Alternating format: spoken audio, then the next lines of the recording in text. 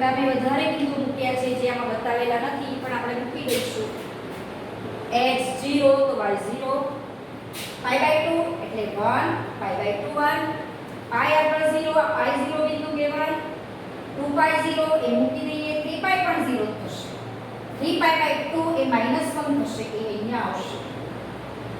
5 pi by 2 તમે એકમ વર્તુળમાં ફરશો તો 5 pi by 2 ની કિંમત તમને 1 મળશે. x જો 5 pi by 2 લઉં તો sin ની કિંમત 1, અને આમ જોવું હોય તો પણ જોઈ શકો. sin 5 pi by 2 એટલે sin 2 pi plus pi by 2. 2 pi ગુણક આવે એટલે વિધેય તેનું તે 2 pi પ્લસ પ્રથમ ચરણ આવે એટલે નિશાની આવશે તમારી ધન, એટલે આની કિંમત 1 થાય. એકમ વર્તુળથી જુઓ કે ભણીને જુઓ, કિંમત તમારી 1 મળશે. તો અહીંયા pi pi by 2 માટે એની કિંમત થશે 1, ને એ જ રીતે -pi by 2 માટે -1, -pi 0, -3 pi by 2 માટે +1 મળશે, +1, અને 2 pi માટે 0, -5 pi by 2 માટે -1 મળશે, 3 pi માં 0.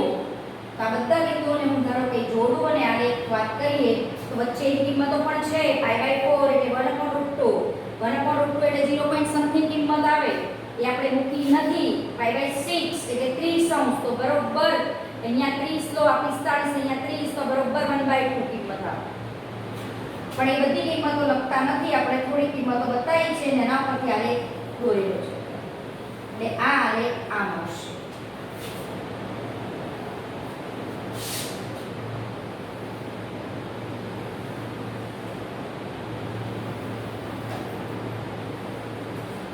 આ તીર શું બતાવે છે કે આલેખ હજુ આગળ જઈ શકે ને આમ પણ તમે આગળ લંબાવી શકો. હવે તમે અહીંયા જોયું કે એક તરંગ જ્યારે પૂરું થાય, આ તમે ફિઝિક્સમાં ભણશો, આ કહેવાય શૃંગ અને આ કહેવાય ગર્ત. નીચે કાઢો પડે ગર્ત અને ઉપર જાય શૃંગ. તો અહીંયા જુઓ 0 થી 2 pi માં એક આખો તરંગ પૂરું થાય છે. પછી ધારો કે 2 pi થી 4 pi આગળ લંબાવો તો બીજું તરંગ પૂરું થાય. એટલે કે આ જે વિધેય છે એની લંબાઈ 2 pi તમે લઈ શકો. 2 pi ને આપણે કહીએ પુનરાવર્તિત 2 pi અંતરે, 2 pi લંબાઈના અંતરે આ આલેખ પુનરાવર્તન પામશે. એટલે બીજું તરંગ ધારો કે અહીંયા 2 pi છે, બીજું તરંગ 4 pi બનશે. એટલે 2 pi એ આનું મુખ્ય આવર્તમાન કહેવામાં આવે છે. એટલે આ વિધેય માટે કહી શકો કે fx બરાબર fx plus 2 pi. એટલે આ વિધેયનું મુખ્ય આવર્તમાન 2 pi છે, કારણ કે આ આલેખ 2 pi અંતરે પુનરાવર્તિત થાય છે, એને આપણે આવર્તમાન કહીએ છીએ. એટલે મૂળ આવર્તમાનની વ્યાખ્યા અહીંયા પણ મળી લઈએ, કારણ કે ચોપડીમાં આવર્તમાનની કોઈ સમજ આપેલી નથી. કોઈ પણ વિધેયનું આવર્તમાન એટલે ધારો કે કોઈ વિધેય f છે, અહીંયા મારું sin વિધેય છે f તરીકે, ગમે તે વિધેય હોય, કોઈ પણ વિધેયનું આવર્તમાન એટલે તે વિધેયમાં ધારો કે હું p કોઈ સંખ્યા એવી ઉમેરો કે વિધેયમાં બદલાવ ન થાય. fx બરાબર fx plus p, અને આવર્તમાન હંમેશા ધન પૂર્ણાંક સંખ્યાને જ આપણે આવર્તમાન કહીએ છીએ.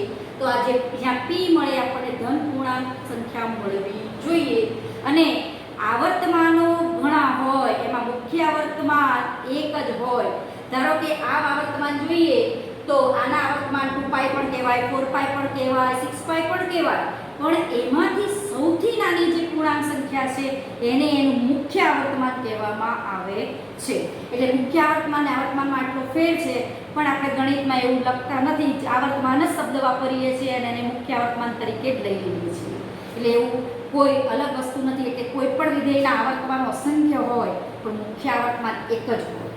એટલે આ વિધેયનું આવર્તમાન 2 pi એટલે છે કારણ કે આ વિધેય 2 pi અંતરે પુનરાવર્તિત થશે, એટલે આનું આવર્તમાન 2 pi. એટલે તમે એમ કહી આગળ પણ આની વાત કરીએ કે sin x બરાબર sin આવું લખ્યું હતું આપણે 2n pi plus x આવું લખ્યું હતું આ વિધેય. અને એ વખતે મેં એકમ વર્તુળથી આની સમજ આપેલી. તો વસ્તુ વાસ્તવમાં શું છે, n belongs to z છે. ધારો કે n 1 હોય તો એક આંટો ફરીને પાછા આવો છો, અને 2 pi જેટલું ફરો છો તો બંનેની કિંમત ત્યાં તમે એકમ વર્તુળ પર એક જ સ્થાને અહીં ઊભા રહેશો તો બંનેની કિંમત એક જ આવશે. પછી n2 લો તો 4 pi plus x કરો તોય આવે. એટલે આના આવર્તમાનો જોવા જઈએ તો અસંખ્ય છે, પણ મુખ્ય આવર્તમાનને આપણે 2 pi કહીશું. સૌથી નાની પૂર્ણાંક સંખ્યાને આપણે મુખ્ય આવર્તમાન કહીશું. એટલે આનું મુખ્ય આવર્તમાન 2 pi એટલે છે. કોઈ પણ વિધેયનું આવર્તમાન શોધવું હોય તો આ જ રીતે શોધી શકો. દાખલા તરીકે હું એમ કહું કે fx બરાબર પૂર્ણાંક ભાગ્યા x છે, આ મારું વિધેય છે, અને એમ કહું કે આનું મુખ્ય આવર્તમાન કેટલું શોધો. આનું મુખ્ય આવર્તમાન કેટલું શોધો. તો આપણે આનામાં એ જ વસ્તુનો ઉપયોગ કરી શકીએ કે fx p તરીકે કોઈ પણ વસ્તુ મૂકો fx p, તો p તરીકે કઈ સંખ્યા મૂકવું તો આમાં ફેર ન પડે એ એનું મુખ્ય આવર્તમાન કે શોધાય છે. બરોબર. fx ધારો કે અહીંયા હું બીજી કોઈ આપણે થોડું સરળ વિધેય લઈએ તો થોડી સમજ વધારે પડે. ધારો કે cos x લો, તો cos x માં પણ fx 2π કરો તો એ cos x જ રહે. 2π અંતરે ત્યાંના ત્યાં એકમ વર્તુળ ઉપર ઊભા રહીએ છે એટલે cos x નું મુખ્ય આવર્તમાન પણ 2π થશે. અને એક બીજું વિધેય જે પણ કંઈ ઉમેરો p એવી સંખ્યા ઉમેરો કે વિધેયમાં કોઈ ફેર ન પડે તો એને આપણે મુખ્ય આવર્તમાન તરીકે લેવામાં આવે છે. હવે અહીંયા આ થયો આપણો sin x નો આલેખ. આ રીતે દોરી શકીએ છીએ. એ જ રીતે તમે x' અક્ષની દિશામાં પણ જોઈ શકો છો કે 0 થી આ 2π અંદર ભલે -2π લખો પણ અંતર તો 2π કહેવાય ને, અંતર ધનમાં મપાય એટલે આ 2π અંતરે પુનરાવર્તિત થાય છે. એ પણ તમે ગમે ત્યાં જુઓ કે 2π અંતરે આખું ચલન પુનરાવર્તિત પામે છે એટલે આનું મુખ્ય આવર્તમાન આપણે 2π કહીશું. આ રીતે આપણે sin x નો આલેખ દોરી શકીએ. cos x ના આલેખની વાત કરીએ. cos x આ બધા આલેખ તમને ચોપડીમાં પેજ નંબર 59 ઉપર દોરીને આપ્યા છે, પરંતુ એની કોઈ સમજ નથી આપી, ખાલી આલેખ દોરીને આપી દીધા છે. એટલે આલેખની સમજ થોડી ઘણી હોવી જ જોઈએ. હવે આપણે જોઈએ cos x માં આલેખ. આ પણ યાદ રાખવાનું, sin અહીંયાથી આવ્યું છે, વિસ્તાર -1 થી 1 છે. હવે બીજો આલેખ જોઈએ cos x. cos પણ વિધેય r થી -1 થી 1 નું છે. પછી 12માં આવશો ને તો r ની જગ્યાએ 0 થી π સમૃદ્ધ અંતરાલ લઈને -1 થી 1 નું બતાવીશું, કારણ કે જ્યારે પ્રતિવિધિની વાત હોય ત્યારે કયા અંતરાલમાં એક ને વ્યાપ છે એની વાત કરવી પડે. અત્યારે તમે આટલું રાખો કે cos એ r થી -1 થી 1 નું વિધેય છે એટલે એનો પ્રદેશ અત્યારે r છે. પછી 12માં ધોરણમાં બદલી કાઢીશું, સમૃદ્ધ 0 થી π કરશું, કારણ કે એનું પ્રતિવિધિ જ્યારે મેળવવું હોય ત્યારે એનો અમુક ચોક્કસ પ્રદેશ લેવો પડે કે અંતરાલમાં એક ને વ્યાપ છે એ ભાગ લેવો પડે. હવે જોઈએ આપણે cos x માં. x 0 મૂકો cos 0 1, x π/2 લોકો cos π/2 0. cos ના શૂન્યનો ગણ છે 2n + 1 π/2.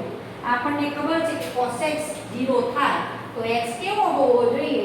2n + 1 π/2 જ્યાં n belongs to z.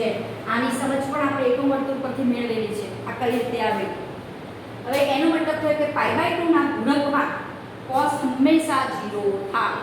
ધારો કે n 0 લઉં તો x π/2 તો cos 0 થાય, n 1 લઉં તો π/2 પણ 0 થાય. બધા જ માટે cos ના π/2 ના ગુણકમાં 0 થાય. અને તમે એકમ વર્તુળ પરથી જોઈ શકો છો. અહીંયા જુઓ આ 0 π/2 π/2 તો જ્યારે π/2 હોય છે ત્યારે અહીંયા cos ની કિંમત તો 0 જ છે. અહીંયા 0 1 અને 0 -1 બિંદુ છે. તો cos તો હંમેશા π/2 માં આમ કરો કે આમ કરો એની કિંમત હંમેશા 0 છે. બરોબર. હવે અહીંયા cos π એટલે -1, cos 2π એટલે 1, અહીંયા આવશે 2π એટલે 2π. એટલે આ બિંદુ થયું તમારું 1 0. x યામ cos નું મૂલ્ય બતાવે -π, એ પણ અહીંયા જ આવશે.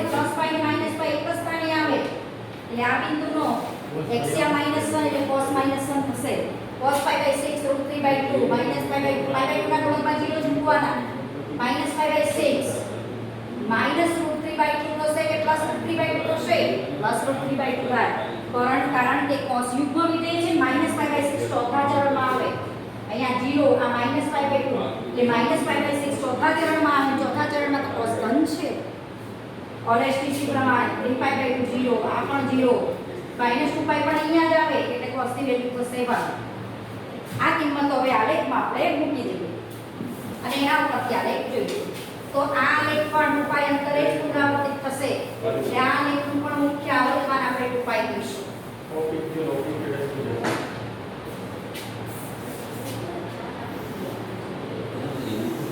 અને જે વિધેયના આવર્તમાન મળતા હોય તેને આવર્તી વિધેય કહેવામાં આવે છે. y x x'. હવે અહીંયા બિંદુ મૂકી આપણે અહીંયા 1 અને -1 આ વિધેયનો વિસ્તાર પણ -1 થી 1 છે. -1 અને 1 ની વચ્ચે જેની કિંમત મળશે પાઈ બાય 2 પાઈ 3 પાઈ બાય 2 પાઈ આટલા થોડા બિંદુ મૂકીએ -પાઈ બાય 2 પાઈ -3 પાઈ બાય 2 -2 પાઈ. હવે જો પાઈ બાય 2 આગળ 0 પાઈ બાય 2 0 0 1 0 આગળ 1 0 1 બિંદુ આગળ 1 પાઈ -1 3 પાઈ બાય 2 0 2 પાઈ માટે 1 ધારો કે મેં 5 પાઈ બાય 2 લખ્યા હોત તો 5 પાઈ બાય 2 માટે 0 3 પાઈ માટે -1 એક નંબર તો તમે જોઈ શકો છો તમે એક રીતે અહીંયા પણ -5 પાઈ બાય 2 અને -3 પાઈ. હવે અહીંયા પાઈ બાય 2 માટે 0 -pi -1 3 pi by 2 0 -2 pi 1 5 pi by 2 0 -5 pi by 2 પણ 0. હવે -3 પાઈ પણ -1 કારણ કે 3 પાઈ ને +3 પાઈ -3 પાઈ એક વર્તુળ પર એક સ્થાને આવે છે એટલે એ બિંદુના અહીંયા પણ -1 થશે. આ બધા બિંદુ આપણે જોડી કાઢીએ અને આ રીતે આવશે.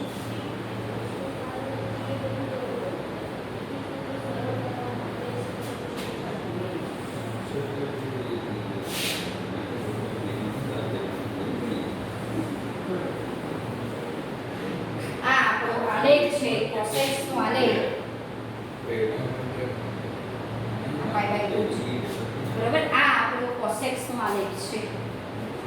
કોસેક્સ નો આલેખ પણ તમે જોઈ શકો છો કે એનું મુખ્ય આવર્તમાન પણ 2π છે કારણ કે 2π અંતરના ગાળે પુનરાવર્તિત થાય છે. અહીંયા જો આખું તરફ આમ ત્યાં -π/2 થી 3π/2 નો ગાળો એટલે 2π અંતર કહેવાય. આ -π/2 થી π આ π/2 આ π/2 π અને આ π/2 થી π એટલે π/2 વત્તા π/2 એટલે આખું π અને આ π એટલે 2π અંતરે પુનરાવર્તિત થાય છે. તો આનું મુખ્ય આવર્તમાન પણ આપણે 2π લઈએ છીએ. cos નો વિસ્તાર પણ -1 થી 1 નો સૌર અંતરાલ છે બરોબર. આ રીતે આપણે cosx નો આલેખ બનાવી શકીએ. પછી આગળ જોઈએ tan x નો આલેખ કઈ રીતે દોરાય. y fx tan x. tan x નો આલેખ જોઈએ.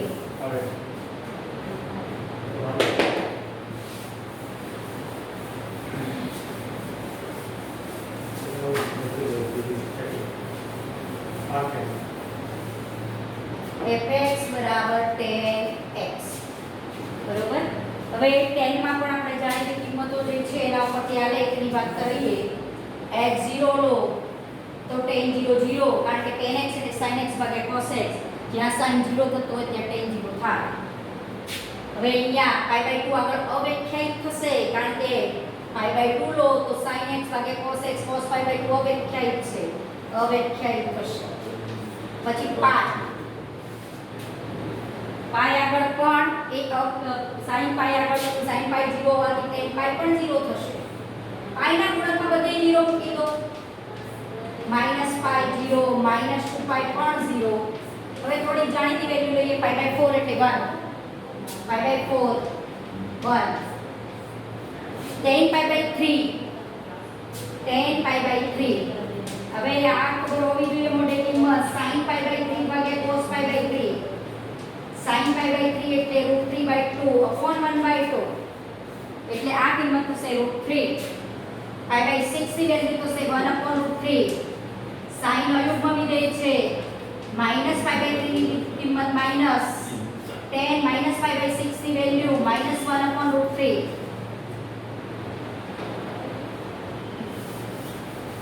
-3π/2 આગળ પણ અવ્યાખ્યાયિત π/2 ના ગુણકમાં અવ્યાખ્યાયિત કારણ કે π/2 એટલે sin x ભાગ્યા cos x ને cos x હવે એક પતિક અવ્યાખ્યાયિત થાય. હવે આનો આલેખ દોરી દઈએ. tan નો વિસ્તાર r છે 0 આ 1 અહીંયા π/2 અને અહીંયા 1 આ 2 3 -1 -2 થોડી કિંમત આપણે મૂકીએ છીએ π 3π/2 2π π/2 અને 3π અહીંયા એ જ કિંમતો નેગેટિવમાં -π/2 -π -3π/2 -2π -π/2 આ x ડેશ અક્ષર y ડેશ અને આ x જ્યાં અવ્યાખ્યાયિત છે ત્યાં ડોટેડ લાઈન બનાવી દેવાની કારણ કે જ્યારે x તમે π/2 લો તો tan π/2 અવ્યાખ્યાયિત છે એટલે x ની કિંમતો તમે નહીં લઈ શકો એટલે ત્યાં આપણે ડોટેડ લાઈન બનાવવાની આ કિંમત આપણે લેવાની 3π/2 આગળ પણ અવ્યાખ્યાયિત થશે 5π/2 આગળ પણ અવ્યાખ્યાયિત થશે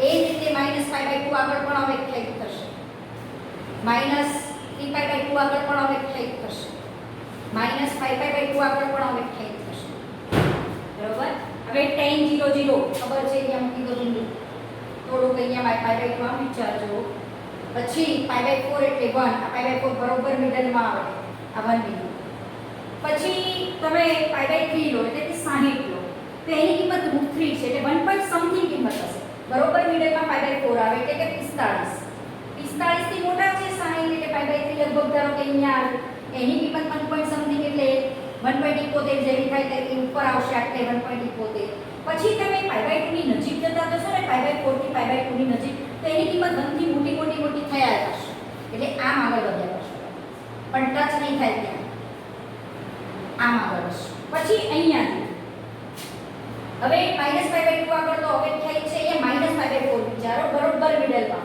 -π/4 આગળ એની વેલ્યુ -1 થશે કારણ કે tan તો અયુગ્મ વિધેય છે π/4 આગળ 1 તો -π/4 આગળ -1 થાય તો એ બિંદુ અહીંયા મૂકી દો -1 પછી -π/4 થી -π/2 ની સાઈડમાં જશો આમ તો એની કિંમત -1 થી નાની થઈ જ જશે એટલે તમે આ રીતે એક બે બરોબર વ્યવસ્થિત દોરી દેવાનો આ ભાગ આવો જ ભાગ સેમ અહીંયા રિપીટ થશે π આગળ 0 છે એટલે આવો શેપ અહીંયા આવશે અને એની કિંમતો તમે x અક્ષ પરથી અહીંયા π થી 3π/2 ની વચ્ચે કોઈ x ની કિંમત લઈને આમાં મૂકશો ને તો 1 થી મોટી થઈ જશે અને 3π/2 થી π માં જશો ને તો અહીંયા ધારો કે જો -1 આવતી હોય ને આ બાજુથી આ બાજુ ખસો ને તો -1 થી નાની કિંમતો જશે એક આલેખ વ્યવસ્થિત દોરી દેવાનું એના એ શેપના બધા આલેખ આવશે 2π આગળ પણ 0 છે એ રીતે -π આગળ પણ 0 અને આ પણ આપણો 0 છે બરાબર આ રીતે આપણો tan x નો આલેખ થશે હવે tan x નો આલેખ તમે જોઈ શકો છો કે આખો આ શેપ કયા અંતરે પુનરાવર્તિત થયો -π/2 થી π/2 એટલે કે એના તરંગ એટલે અંતરાલની લંબાઈ કેટલી થઈ π તો π અંતરે પુનરાવર્તિત થાય છે એટલે તેનો મુખ્ય આવર્તમાન π લેવામાં આવ્યો છે એટલે તમે જો આ રીતે tan x અને fx વિચારો તો fx + π એટલે tan માં તમે x + π કરો કે π + x એટલે ત્રીજું ચરણ પણ સેટ થઈ જશે ને ઓલ એસટીસી નો નિયમ પણ સેટ થઈ જશે જો અહીંયા ઓલ એસટીસી ના નિયમમાં શું છે 0 π/2 π 3π/2 તો π પ્લસ એટલે ત્રીજું ચરણ ત્રીજા ચરણમાં tan ધન છે અને આમ પણ થઈ ગયું π ગુણક આવ્યો વિધેય તેનું તે અને π પ્લસ ત્રીજું ચરણ ઓલ એસટીસી પ્રમાણે પણ ધન અને આલેખમાંથી જોઈ શકો છો આલેખની સમજ એટલે જ છે કે -π/2 થી π/2 એટલે π અંતરે પુનરાવર્તિત થયું π/2 થી 3π/2 એ પણ π અંતર થયું આ પણ π અંતર એટલે આનું મુખ્ય આવર્તમાન આપણે π કહીએ છીએ tan અને cot નું મુખ્ય આવર્તમાન π કહીશું બીજા બધા વિધેયનું મુખ્ય આવર્તમાન 2π છે અને બીજું કે આને આપણે એમ કહીએ છીએ કે બધા ચરણમાં વધતું છે tan વિધેય કેમ વધતું છે જુઓ એના આલેખ ઉપરથી જ કહીએ છીએ હવે અહીંયા એ વસ્તુ તમને ચોપડીમાં પેજ નંબર 58 ઉપર લખી છે જો કોઠો બનાવ્યો એ વખતે એને સમજ નહીં આપી ખાલી એમ કીધું કે પહેલા ચરણમાં 0 થી ઇન્ફિનિટી વધે જો આ પહેલું ચરણ 0 થી π/2 તો 0 થી ઇન્ફિનિટી તરફ વધે છે એટલે 0 થી માંડીને ઇન્ફિનિટી ઉપર જાય છે કિંમત એટલે તમે જોઈ શકો 0 થી ઇન્ફિનિટીમાં જાય એટલે વધતી કિંમતો કહેવાય એટલે વધતું થયું પહેલા ચરણમાં પછી એ બીજા ચરણમાં શું લખ્યું છે -ઇન્ફિનિટી થી 0 ગુણથી તમે 0 તરફ જાઓ તોય વધ્યા જ કહેવાય તો આ -ઇન્ફિનિટી જો આ -ઇન્ફિનિટી નીચે તીર મેં નીચે દોરેલું છે -ઇન્ફિનિટી થી 0 તરફ જાય છે બરોબર અહીંયા જો -ઇન્ફિનિટી થી 0 બીજું ચરણ -π/2 થી π માં જુઓ -ઇન્ફિનિટી થી 0 તરફ એટલે પણ વધ્યું પછી ત્રીજા ચરણમાં જો π થી 3π/2 શું લખ્યું છે એમાં ત્રીજા ચરણમાં 0 થી ઇન્ફિનિટી વધે જોવા 0 થી ઇન્ફિનિટી તરફ જાય એટલે કહીએ છીએ કે tan એ બધા જ ચરણમાં વધતું વિધેય એ આના ઉપરથી કહેવાય છે કોઈ મૂલ્ય ઉપરથી નથી કીધું એ આલેખ ઉપરથી કીધેલું છે અને એનું મુખ્ય આવર્તમાન આપણે π કહીશું એટલો આલેખ દોરવો અગત્યનો નથી આલેખમાંથી આ બધી વિગતો તમને ખબર હોવી જોઈએ અને આનું મુખ્ય આવર્તન અને કેવું સેટિંગ થઈ ગયું, ઓએલએસટીસીના નિયમ પણ સેટ થઈ ગયો, આલેખ પણ સેટ થયો અને બધું કઈ રીતે છે બધા ચરણમાં એ પણ તમે આલેખ પરથી સમજી શકો છો. બીજા 3